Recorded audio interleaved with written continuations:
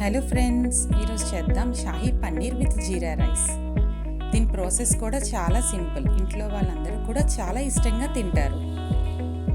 దీని తయారీ విధానం చూద్దాం. ముందుగా మనం ఆనియన్స్ కొంచెం జీరా వేసుకొని బాగా ఫ్రై చేయాలి. ఇది కొంచెం ఫ్రై అవుతుండగానే మనం ఇందులో టమోటా పీసెస్ని యాడ్ చేసుకోవాలి. ఇదంతా బాగా కలుపుకొని కొంచెం మెత్తబడేంత వరకు దీన్ని ఫ్రై చేద్దాం. దీంట్లో కొంచెం సాల్ట్ యాడ్ చేస్తే త్వరగా మెత్తబడుతుంది. ఇది చల్లార్చడానికి పక్కన ఉంచుకోవాలి కూడా. మనం ఇందులోని అల్లం వెల్లుల్లి పేస్ట్ వేసి కొంచెం కలిపి దీన్ని పక్కన తీసుకోవాలి. ఇప్పుడు పన్నీర్ పీసెస్ని క్యూబ్స్ కింద కట్ చేసుకుందాం. అన్నీ ఒకే సైజులో కట్ చేసుకుంటే మన గ్రేవీ అనేది నీట్గా కనిపిస్తుంది. ఈ పన్నీర్ పీసెస్ని ఇప్పుడు మనం ఫ్రై చేద్దాం. పన్నీర్ని ఎక్కువగా ఫ్రై చేయకూడదు. లైట్గా బ్రౌన్ కలర్ వచ్చినంత వరకు ఫ్రై చేసుకోవాలి. దీనిలోనే మనం క్యాప్సికమ్ ఆనియన్ పీసెస్ని కూడా లైట్గా ఫ్రై చేద్దాం. అప్పుడే మన గ్రేవీలో వేస్తే ఇది మంచి టేస్ట్ వస్తుంది.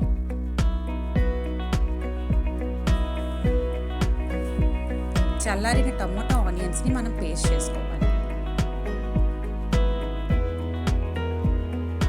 కళాయి పెట్టి అందులో దాల్చిన చెక్క, బిర్యానీ ఆకు వేసి మనం గ్రైండ్ చేసుకున్న టమోటా ఆనియన్ పేస్ట్ని కూడా వేసి ఇందులోని బాగా కలపాలి. సిమ్లో పెట్టి కలుపుకుంటే మనకి గ్రేవీ అనేది బాగా వస్తుంది. ఇది కొంచెం నూనె ఇలా తేలినంత వరకు దీన్ని ఇలా కలుపుకోవాలి. ఇందులోని మనం సాల్ట్, ధనియాలు, జీలకర్ర పొడి, కారం వేసుకొని ఒకసారి కలుపుకొని ఇందులో వాటర్ యాడ్ చేసుకోవాలి. మన గ్రేవీ థిక్నెస్ని బట్టి మనం వాటర్ యాడ్ చేసుకుంటే సరిపోతుంది.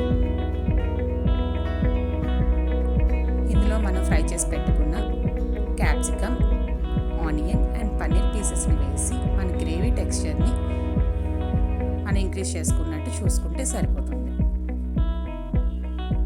ఇది ఇలా 10 minutes ఇలా ఉడకనిస్తే అందులో మనం జీడిపప్పు వేసుకొని కొంచెం ఉడికించుకోవాలి. ఫైనల్గా మనం అందులో బటర్ వేసుకుంటే మన పన్నీర్ కర్రీ రెడీ అయిపోయినట్టు. మనం ఇప్పుడు జీరా రైస్ ప్రిపరేషన్ చూద్దాం. ఇందులో కొంచెం బటర్ వేసుకొని, జీరా కొంచెం దీంట్లోనే ఎక్కువే తీసుకోవాలి, ఎందుకంటే మనం యూజ్ చేసేది జీరా రైస్ కాబట్టి. ఇది ఫ్రై అయిన తర్వాత చెక్క, అనాస పువ్వు వేసుకోవాలి, బిర్యానీ ఆకు వేసుకొని కొంచెం ఫ్రై చేసుకోవాలి. మనకి చిటపట అంటున్నప్పుడే ఇందులో సన్నంగా తరిగిన ఆనియన్ పీసెస్, చిల్లీస్ వేసుకొని బాగా కలుపుకోవాలి. ఆనియన్స్ లైట్గా వేగినప్పుడు అందులో మనం సాల్ట్, ధనియాలు, జీలకర్ర పొడిని కూడా యాడ్ చేసుకోవాలి.